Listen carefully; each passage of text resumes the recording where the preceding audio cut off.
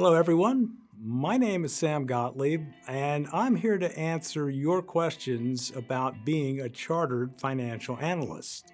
How do you assess and manage risk in investment portfolios, especially during periods of economic uncertainty? Well, that's a really great question.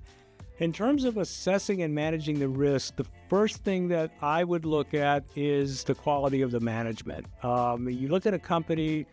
Are they in for rocky times? And all companies are going to hit that at some point in their existence. So can management guide this company through those stormy waters? And how confident are you that they will be able to do that and come out relatively unharmed on the other side?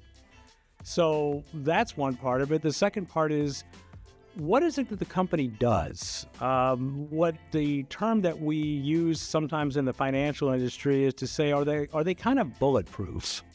So if you do something that everyone's going to need, whether or not the economy is good or bad, well, I think you're going to be in better stead or in a better situation than a company that does really well when the economy is doing really well, but as soon as the economy hits a rough patch, people stop buying that particular product or service.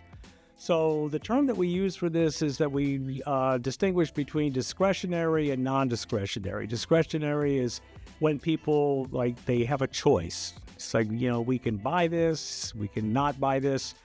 Non-discretionary are things like food, like gas to put in your car, and that's kind of non-discretionary stuff because even if the economy's not doing very well, you still have to eat.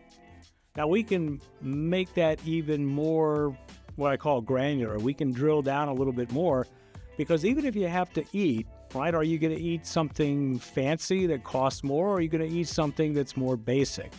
Are you going to be eating at home more as opposed to going out? Yeah, probably, if the economy's not so well.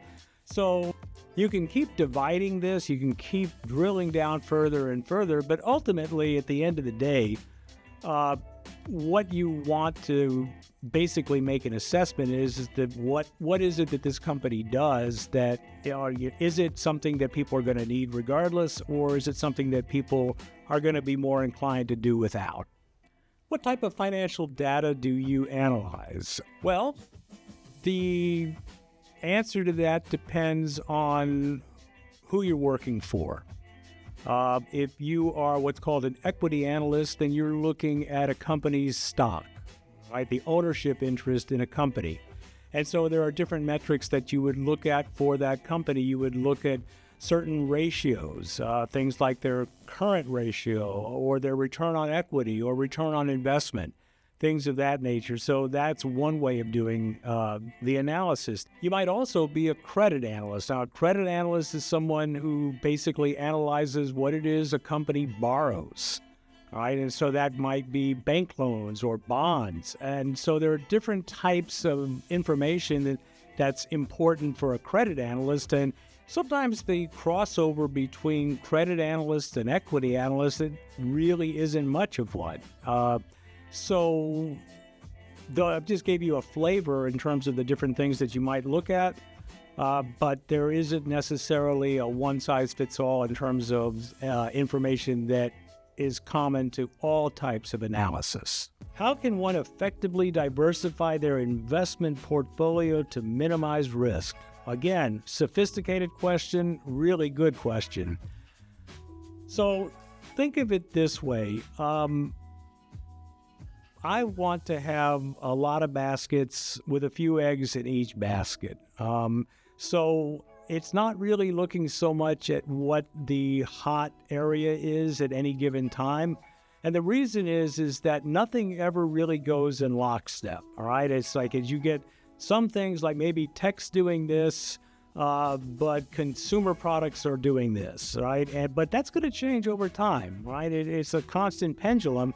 And so what I want to do is just have assets in all of these different categories because, again, what I'd said before about not caring about the short term, if I'm looking at the long term, I know that over a given period of time, I'm going to be doing fine.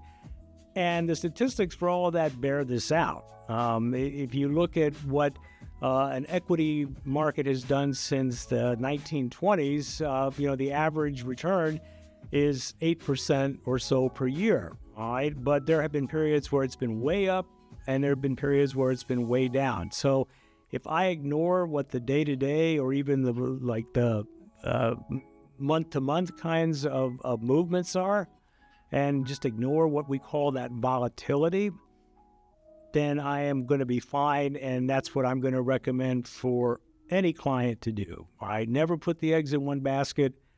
Have a lot of baskets. Is your analysis limited to a specific area? No,